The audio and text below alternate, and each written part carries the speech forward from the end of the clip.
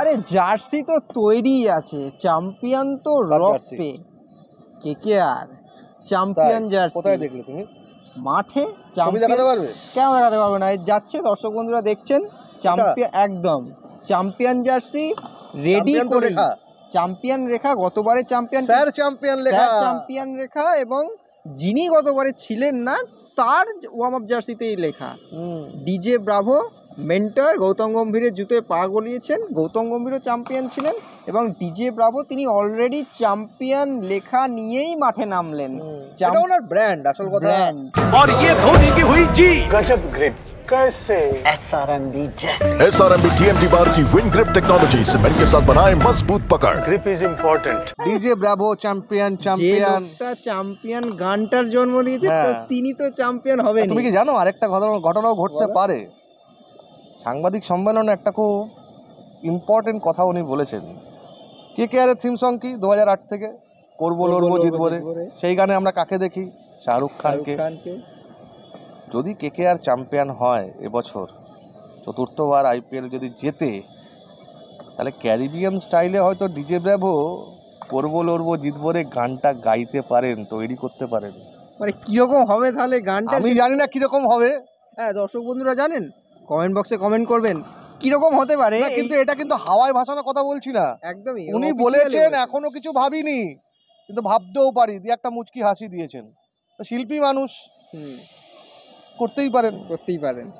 এবং যেরকম সেই ব্রেথ ওয়েটের 4-6 পরে দেখেছিলাম বাবা, সেদিন ইডেন গার্ডেন্সে ছিলাম অরিত্র, এবং তুমি কি জানো সেই ফাইনালের আগে মহিলা বিশ্বকাপের ফাইনালে ওয়েস্ট ইন্ডিজও দিয়েছিল, মহিলা দলও দিয়েছিল, এবং মানে সে মাঠ জুড়ে কি হুঙ্কার, সে ভাবতে পারবে না।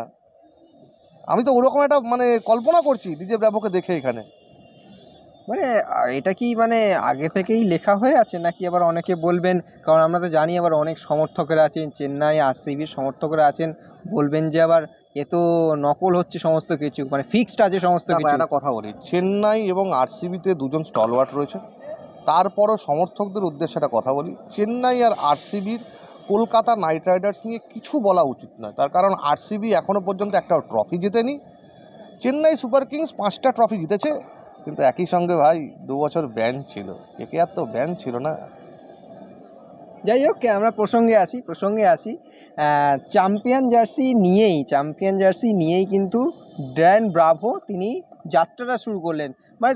মানে সম্ভবত এই কারণটা কি হতে পারে যে চ্যাম্পিয়ন হঠাৎ আমরা ডিজে বা প্রত্যেকটা খেলোয়াড়ই দেখছি যে তার নাম্বার লেখা থাকে এবং তার নাম লেখা থাকে, ব্রাভোর কেন এই একটু চ্যাম্পিয়ন?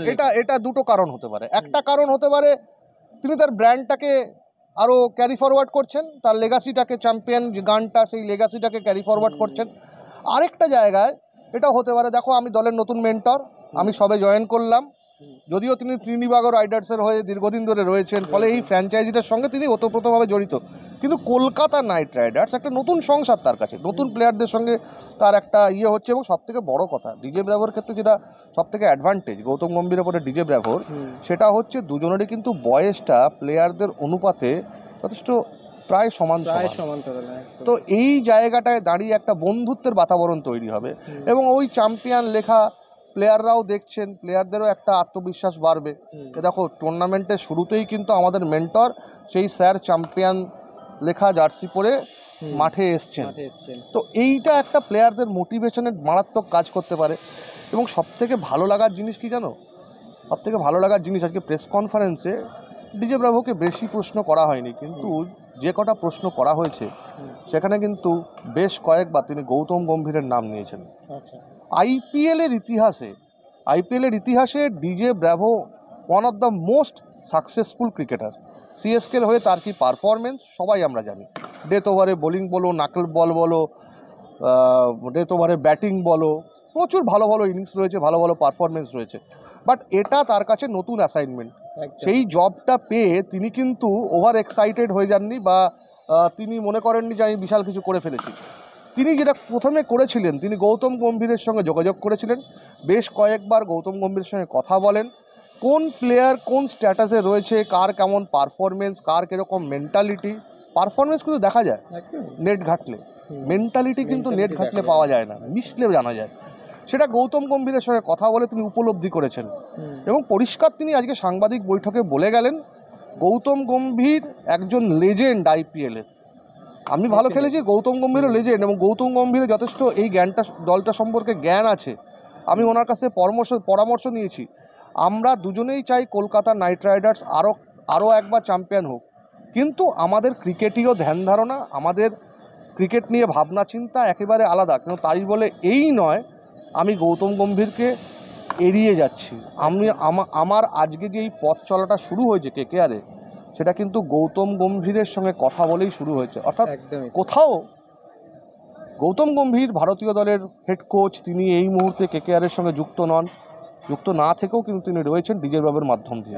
এবং এই যে জিনিসটা, পূর্বতন মেন্টারকে যে সম্মান জানানো এবং সেই লেগাসিটাকে ক্যারি ফরওয়ার্ড করা, এটাই কিন্তু অন্যান্য ফ্র্যাঞ্চাইজি থেকে কেকেআরকে আলাদা করছে। এবং ডিজে ব্রাভো কেকেআরের one of the strongest part আমি বলবো। তিনি খেলবেন না, কিন্তু মাঠের বাইরে থেকে তার যে গাইডেন্সটা, সেটা কিন্তু একটা বিশাল ব্যাপার, একদমই বড় প্রাপ্তি। এবং বোধহয় কেকেআরের প্রত্যেকটা খেলোয়াড়দেরও কিন্তু মস্তিষ্কে কার্যত ব্রায়ান ব্রাভো সেই চ্যাম্পিয়ন শব্দটার আক্ষরিক অর্থ প্রত্যেকটা খেলোয়াড়ের মস্তিষ্কের মধ্যে ঢুকিয়ে দিচ্ছেন। এবং এটা নিয়েই শেষ করবো এই ভিডিওটা। চ্যাম্পিয়ন জার্সি তৈরি করেই আইপিএল 2025-এর প্রস্তুতি সাধছে knight brigade. extra time.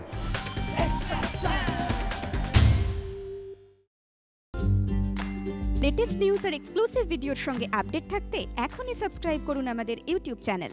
Bell আইকনে ক্লিক করতে ভুলবেন না যেন।